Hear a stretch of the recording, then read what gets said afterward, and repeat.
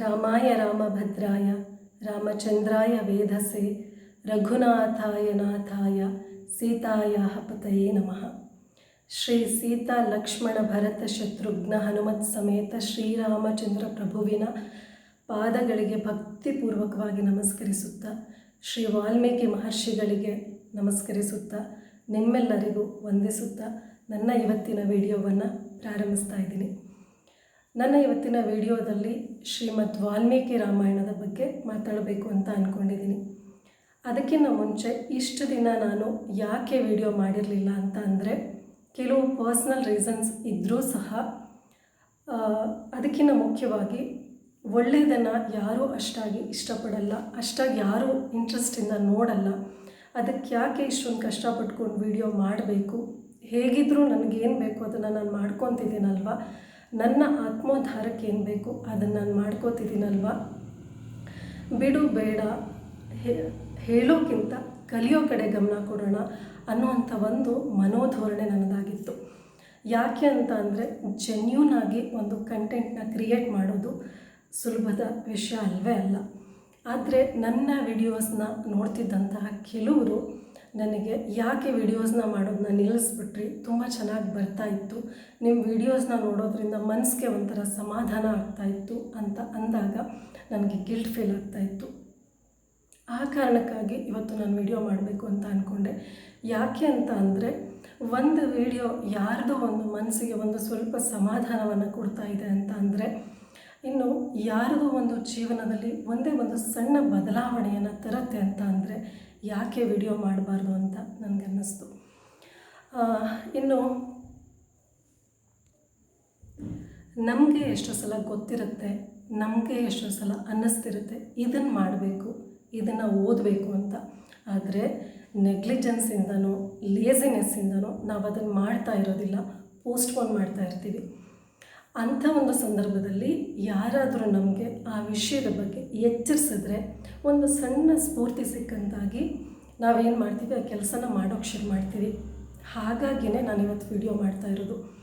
ಈ ಒಂದು ವಿಡಿಯೋಯಿಂದ ಯಾರಾದರೂ ಒಬ್ಬರು ರಾಮಾಯಣವನ್ನು ಓದಲಿಕ್ಕೆ ಮನಸ್ಸು ಮಾಡಿದ್ರೆ ಅದೇ ನನ್ನ ದೊಡ್ಡ ಸಾರ್ಥಕತೆ ಅಂತ ನನಗನ್ಸುತ್ತೆ.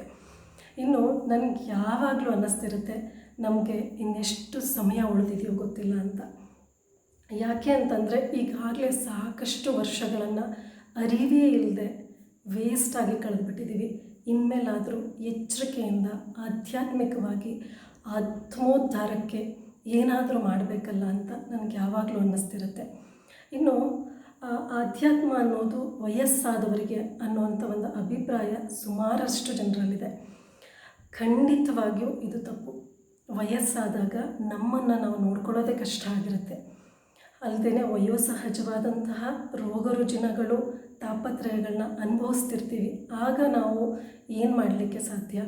ಹಾಗಾಗಿ ವಯಸ್ಸಿರುವಾಗಲೇ, ದೇಹದಲ್ಲಿ ಶಕ್ತಿ ಇರುವಾಗಲೇ, ಚೈತನ್ಯ ಇರುವಾಗಲೇ ಆಧ್ಯಾತ್ಮಿಕವಾಗಿ ಅಂದರೆ ಈ ಥರ ರಾಮಾಯಣ, ಮಹಾಭಾರತ, ಭಗವದ್ಗೀತೆ ಅಂತ ಧರ್ಮಗ್ರಂಥಗಳನ್ನು ಓದಬೇಕು ಅನ್ನೋದು ನನ್ನ ಒಂದು ಅಭಿಪ್ರಾಯ. ಇನ್ನು ಇದು ಕೆಲವರಿಗೆ ಬೋರಿಂಗ್ ಅಂತ ಅನಿಸ್ಬಹುದು, ಇನ್ನೊಂದಷ್ಟು ಜನರಿಗೆ ಹಾಸ್ಯಾಸ್ಪದವಾಗಿಯೂ ಕಾಣಬಹುದು. ಆದರೆ ನಾವು ತಿಳ್ಕೊಂಡಿಲ್ಲ ಅಂತ ಅಂದ ಮಾತ್ರಕ್ಕೆ, ನಾವು ಒಪ್ಕೊಂಡಿಲ್ಲ ಅಂದ ಮಾತ್ರಕ್ಕೆ ಸತ್ಯ ಸುಳ್ಳಾಗೋದಿಲ್ಲ ಅಲ್ವಾ? ಇನ್ನು ಭಾರತದ ಪ್ರಸಿದ್ಧ ಕ್ರಿಕೆಟ್ ಆಟಗಾರರಾದಂತಹ ಕೊಹ್ಲಿ ಅವರ ಒಂದು ಫ್ಯಾಮಿಲಿ ಹಾಗೂ ರಾಷ್ಟ್ರಪತಿ ದ್ರೌಪದಿ ಮುರ್ಮು ಅವರು ಹಾಗೂ ಇನ್ನೂ ಮುಂತಾದವರು ವೃಂದಾವನಕ್ಕೆ ಹೋಗಿ ಅಲ್ಲಿ ಪೂಜ್ಯ ಪ್ರೇಮಾನಂದ ಗುರುಗಳ ಒಂದು ಆಶೀರ್ವಾದವನ್ನು ಪಡ್ಕೊತಾರೆ, ಅವರ ಒಂದು ಪ್ರವಚನಗಳನ್ನು ಕೇಳ್ತಾರೆ ಅಂತ ಅಂದರೆ ಅಲ್ಲೇನೋ ಇರಲೇಬೇಕಲ್ವ? ಅಂದರೆ ಇಲ್ಲೆಲ್ಲಿಯೂ ಸಿಗದೇ ಇರುವಂಥದ್ದು ಅಲ್ಲಿ ಅಂದರೆ ಆಧ್ಯಾತ್ಮದಲ್ಲಿ ಏನೋ ಸಿಕ್ಕಿರಲೇಬೇಕಲ್ವ? ಯೋಚನೆ ಮಾಡಿ ನೋಡಿ, ಈಗ ಅವ್ರಿಗೇನು ಕಡಿಮೆ ಇದೆ? ಒಳ್ಳೆ ಹೆಂಡತಿ, ಮುದ್ದಾದ ಮಕ್ಕಳು, ಖ್ಯಾತಿ, ಹಣ ಎಲ್ಲವೂ ಇದೆ. ಹೀಗಿದ್ದು ಅವ್ರಿಗೆ ಇನ್ನೂ ಏನೋ ಬೇಕು ಅಂತ ಅನಿಸಿರ್ಬೇಕಲ್ವ? ಅದು ಸಮಾಧಾನ ಆಗಿರಬಹುದು ಅಥವಾ ನೆಮ್ಮದಿ ಆಗಿರಬಹುದು. ಅಂದರೆ ಸಮಾಧಾನ ನೆಮ್ಮದಿ ಎರಡು ಒಂದೇ ಅಲ್ಲ, ನೆಮ್ಮದಿ ಆಗಿರಬಹುದು. ಅಥವಾ ಇವೆಲ್ಲವೂ ಶಾಶ್ವತವಾಗಿ ನಮ್ಮ ಬಳಿ ಇರುತ್ತಾ ಅನ್ನುವಂಥ ಒಂದು ಅಸ್ಥಿರ ಭಾವನೆ ಕಾಡಿರಬಹುದು. ಹಾಗಾಗಿ ಶಾಶ್ವತವಾದದರ ಕಡೆ ಮುಖ ಮಾಡಿರಬಹುದು. ಇನ್ನು ಮುಂಚೆ ಎಲ್ಲ ಶಿಕ್ಷಣ ಅಂತ ಅಂದರೆ ಹೇಗೆ ಬದುಕಬೇಕು ಅನ್ನುವಂಥದ್ದನ್ನು ಹೇಳ್ಕೊಡೋದೇ ಶಿಕ್ಷಣ ಆಗಿತ್ತು. ಆದರೆ ಇವತ್ತು ಹೇಗಾಗ್ಬಿಟ್ಟಿದೆ ಅಂದರೆ ಈ ಕೋರ್ಸ್ ಮಾಡು, ನಿನಗೆ ನೆಕ್ಸ್ಟು ಇಷ್ಟು ಸ್ಯಾಲ್ರಿ ಸಿಗುವಂಥ ಒಂದು ಜಾಬ್ ಸಿಗುತ್ತೆ, ಈ ಕೋರ್ಸ್ ಮಾಡು, ನೆಕ್ಸ್ಟು ನೀನು ಈ ರೀತಿ ಸೆಟಲ್ ಆಗ್ತೀಯ ಅನ್ನುವಂಥ ಒಂದು ಅಭಿಪ್ರಾಯಗಳನ್ನು ನಾವೇ ನಮ್ಮ ಮಕ್ಕಳ ತಲೆ ಒಳಗೆ ತುಂಬ್ತಾ ಇದ್ದೀವಿ. ಖಂಡಿತವಾಗಿಯೂ ಇದು ತಪ್ಪು. ಆ್ಯಕ್ಚುಲಿ ನಿಜವಾದ ಶಿಕ್ಷಣ ಅಂದರೆ ಹೇಗೆ ಬದುಕಬೇಕು ಅನ್ನುವಂಥದ್ದನ್ನು ತಿಳ್ಕೊಳ್ಳೋದೇ ನಿಜವಾದ ಶಿಕ್ಷಣ. ಆ ನಿಟ್ಟಿನಲ್ಲಿ ಧರ್ಮಗ್ರಂಥಗಳನ್ನು, ರಾಮಾಯಣ, ಮಹಾಭಾರತ, ಭಗವದ್ಗೀತೆಗಳನ್ನು ನಾವು ಓದಿ ಅದನ್ನು ಅರ್ಥ ಮಾಡಿಕೊಂಡು ಜೀವನದಲ್ಲಿ ಅಳವಡಿಸ್ಕೊಳ್ಳುವಂಥ ಕೆಲಸಗಳು ಆಗಬೇಕಾಗಿದೆ. ಇನ್ನು ನನ್ನ ಜೀವನಕ್ಕೆ ರಾಮಾಯಣದ ಪ್ರವೇಶ ಹೇಗಾಯಿತು ಅಂತ ಅಂದರೆ, ಮೊದಲನೇದಾಗಿ ಆ ಶ್ರೀರಾಮಚಂದ್ರ ಪ್ರಭುವಿನ ಒಂದು ಕೃಪೆಯಿಂದ ನಾನು ಭಗವಂತನ ನಾಮಸ್ಮರಣೆ ಮಾಡಲಿಕ್ಕೆ ಶುರು ಮಾಡಿದೆ. ಶ್ರೀರಾಮಚಂದ್ರ ಪ್ರಭುವಿನ ನಾಮಸ್ಮರಣೆ ಮಾಡ್ತಾ ಮಾಡ್ತಾ ನನಗೆ ರಾಮಾಯಣ ಓದಬೇಕು ಅನ್ನೋಂಥ ಒಂದು ಆಸಕ್ತಿ ಬರ್ತಾ ಹೋಯಿತು. ಆ ಒಂದು ಸಂದರ್ಭದಲ್ಲಿ ನಾನು ಪಕ್ಕದಲ್ಲಿರುವಂಥ ಲೈಬ್ರರಿಗೆ ಹೋಗ್ಬಿಟ್ಟು ಕೆ ಅನಂತರಾಮರಾವ್ ರವರ ಸಂಪೂರ್ಣ ರಾಮಾಯಣ ಎನ್ನುವಂಥ ಒಂದು ಪುಸ್ತಕವನ್ನು ಮನೆಗೆ ತೊಗೊಂಡು ಬಂದೆ.